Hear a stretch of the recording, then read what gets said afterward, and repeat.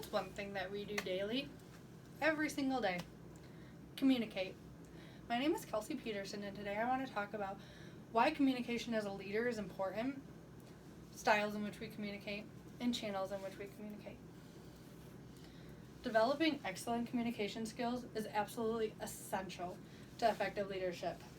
The leader must be able to share knowledge and ideas to transmit a sense of urgency and enthusiasm to others. If a leader can't get a message across clearly and motivate others to act on it, then having a message doesn't matter. Gilbert Amelio said these words. I think it's great. Knowing how to be a leader and communicate well is very important.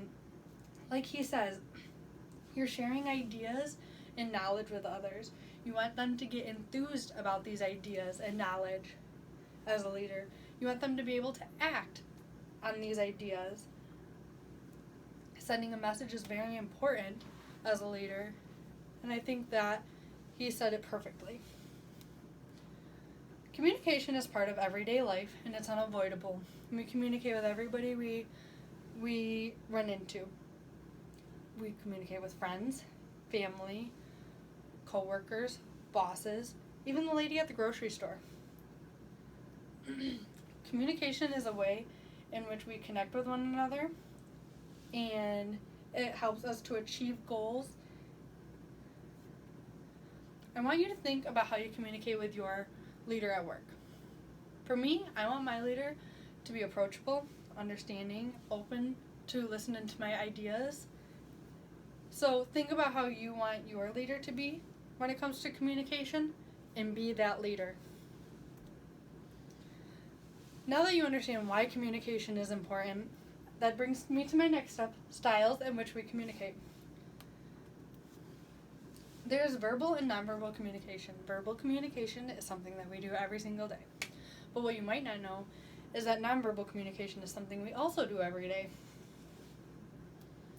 Hand movement, facial expressions, eye contact, appearance are all parts of nonverbal communication that may be more influential than verbal communication.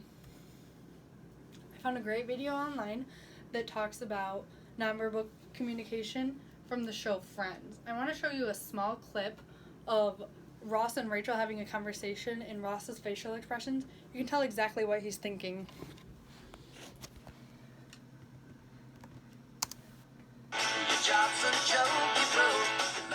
I'm pregnant.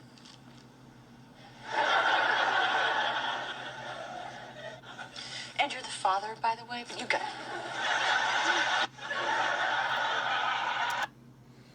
Just by Ross's facial expressions, you know what he's thinking.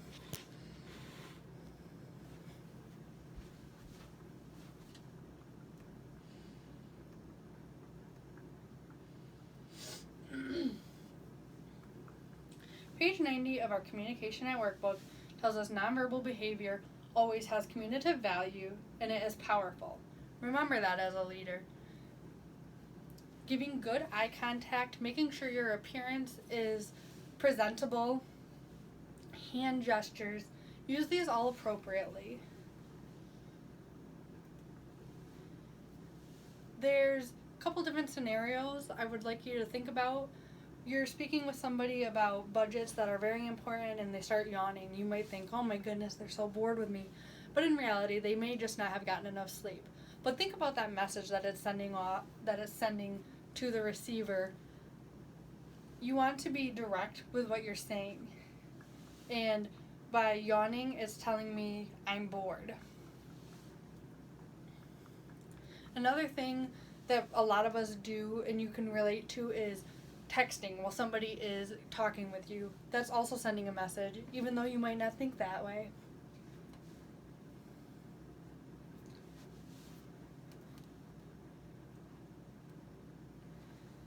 Since these cues may or may not give off a sign that you intend them to, when you communicate, you want to be as specific and direct as possible. This helps avoid miscommunication.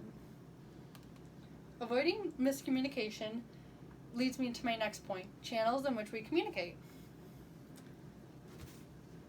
We have face-to-face, telephone, voicemail, email, instant message, text message, and handwritten. Tells about the richness, speed, control over the message, control over attention, tone, and level of detail. And it talks about each one and which one is the best for you.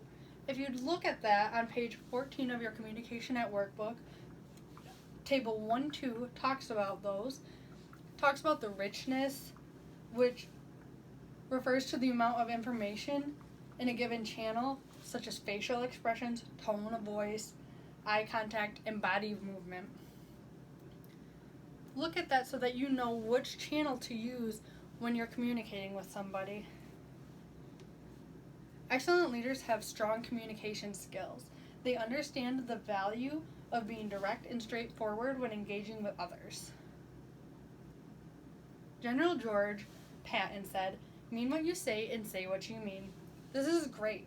Be direct. Say exactly what you're meaning to say. Don't beat around the bush with it. That's the way miscommunication happens. A message must be understood, whether it is verbalized or written. Sometimes it's not what you say, but how you say it.